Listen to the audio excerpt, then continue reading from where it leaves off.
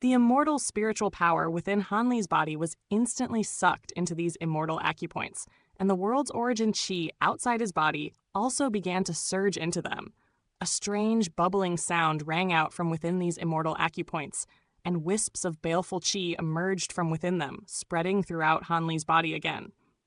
These wisps of baleful chi were incredibly dark, seemingly able to devour all light, and they were even more formidable than the baleful chi that had previously been in Hanli's body. Furthermore, some of these wisps of baleful chi were spreading through the other immortal acupoints that had no baleful chi within them. Hanli was naturally very alarmed to see this, and he hurriedly channeled his time law powers to oppose the baleful chi. However, this eruption of baleful chi was even more ferocious than before, and even Hanli's time law powers were struggling to withstand it. Hanli immediately made a hand seal to inject more immortal spiritual power into his mantra axis scripture, and at the same time, he summoned a white jade box, then opened it to reveal a high zenith pill sitting inside. In contrast with the previous two high zenith pills, this one had a series of silver lines on its surface that came together to form the design of a three-legged golden crow, and it was also giving off a far more formidable aura than the other two high zenith pills. Hanli carefully plucked the high zenith pill out of the box, but hesitated right as he was about to eat it. The onset of baleful decay had been far more violent than he anticipated, and even though this high zenith pill was of a far superior caliber than the previous two, he still wasn't confident in its ability to eradicate the baleful chi in his immortal acupoints. Given what had happened with the previous two pills, the chances of failure were quite high. The average late golden immortal cultivator would inevitably have to kill and accumulate baleful chi in their body during their cultivation. But for them, just a single normal high zenith pill should be enough to eradicate all of their built-up baleful chi. In contrast, Hanli had so much baleful chi in his body that he was essentially half a gray immortal. Unless he could find an effective solution to the baleful chi in his immortal acupoints and restore himself to his normal state, taking more high zenith pills most likely wasn't going to help him. All of a sudden, a thought occurred to him, and he set down the high zenith pill in his hand before stowing it away, then called out through voice transmission. At this moment, Mo Guang and the others were all seated with their legs crossed in an obscure valley not far away from the cave that Hanli was in. The green flying carriage was hovering above a corner of the valley, and Jin Tong was still displaying no signs of awakening. All of a sudden, Mo Guang's eyes sprang open as he rose to his feet. Xiaobai immediately sprang up onto its haunches, standing in Mo Guang's path with a wary look on its face as it asked, "What are you doing?" "Your master has asked me to go to him," Mo Guang explained, then set off as a streak of black light, arriving in front of the cave that Hanli was in shortly thereafter. The restrictions in the cave opened up on their own to create a passageway, and as soon as Mo Guang stepped into the cave, he was immediately struck by a wave of incredibly dense, baleful chi.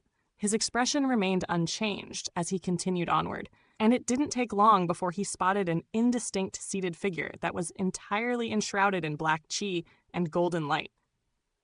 "Fellow Taoist Mo Guang, I need your help," Hanli said while channeling his time law powers with all his might, and speaking seemed to be quite a difficult task for him. "I know what you need me to do. This will actually be quite beneficial for me." Mo Guang replied with a nod, then sat down with his legs crossed beside Hanli, who didn't waste any more time and immediately sprang into action. With a sweep of his sleeve, hundreds of black array flags shot out in unison before landing all around the cave.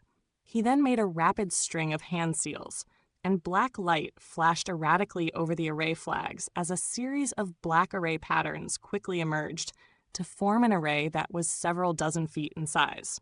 After that, Hanli began to chant an incantation, then opened his mouth to release a ball of blood essence into the array. The black array immediately lit up, and several bursts of black light that were roughly the same thickness as adult human arms appeared around him, then pierced into his body. The churning, baleful chi within Hanli's body immediately stiffened, then flowed into the array along these bursts of black light. Every single line of the array was glowing with faint black light, and dense, baleful chi was rapidly flowing over those lines. In the span of just a few seconds, the entire array was filled with baleful chi. Right at this moment, the array patterns around Mo Guang lit up as well, and several bursts of black light emerged before piercing into his body. The baleful chi in the array seemed to have found an outlet, and all of it surged into Mo Guang's body, causing him to shudder slightly. But an elated look then appeared on his face as he closed his eyes to absorb the incoming baleful chi. Before long, roughly 30% of the baleful chi in Han Li's body had been transferred into Mo Guang's body through the array. This entire time, Mo Guang's eyes remained tightly shut as he focused on refining the influx of baleful chi, while the strain on Han Li's face was steadily easing. All of a sudden, he began to chant another incantation, then made a grabbing motion with his right hand, and a golden vial slowly took shape in his grasp. There were 6 time Dao runes on the surface of the vial, and it was none other than his clear time vial. Inside the vial was a drop of semi-transparent golden liquid that was shimmering with faint spiritual light. And aside from the difference in coloration, it was very similar in appearance to the green spirit liquid produced by the heaven-controlling vial. It wasn't entirely accurate to say that Han Li hadn't made any preparations for the baleful decay. During these past years, whenever he had some free time, he would release his clear time vial so that it could absorb the light of the sun and the moon to manifest time water droplets. After so many years of persistence, he had finally managed to produce a single droplet. Han Li pointed a finger at the clear time vial, and a beam of golden light immediately shot out of his fingertip before vanishing into the vial. The time Dao runes on the vial instantly began to glow brightly, while a series of golden runes emerged within it. And the time water droplet also slowly rose up from the bottom of the vial. All of the nearby golden runes converged toward the time water droplet before fusing into it, and the golden spiritual light emanating from the droplet instantly brightened significantly. At the same time, all of the nearby world's origin chi was also stirred up into a frenzy, and countless balls of 5-colored light appeared in the surrounding area before surging into the time water droplet as well. Han Li continued to cycle through a string of hand seals, releasing one beam of golden light into the clear time vial after another. And the time water droplet glowed brighter and brighter, while also gradually transitioning into a solid state before slowly spreading outward. 3 days flew by in a flash, and at this point, the time water droplet inside the clear water vial had transformed into a translucent golden thread around the same length as a human finger. Formidable time law power fluctuations were emanating from the translucent golden thread.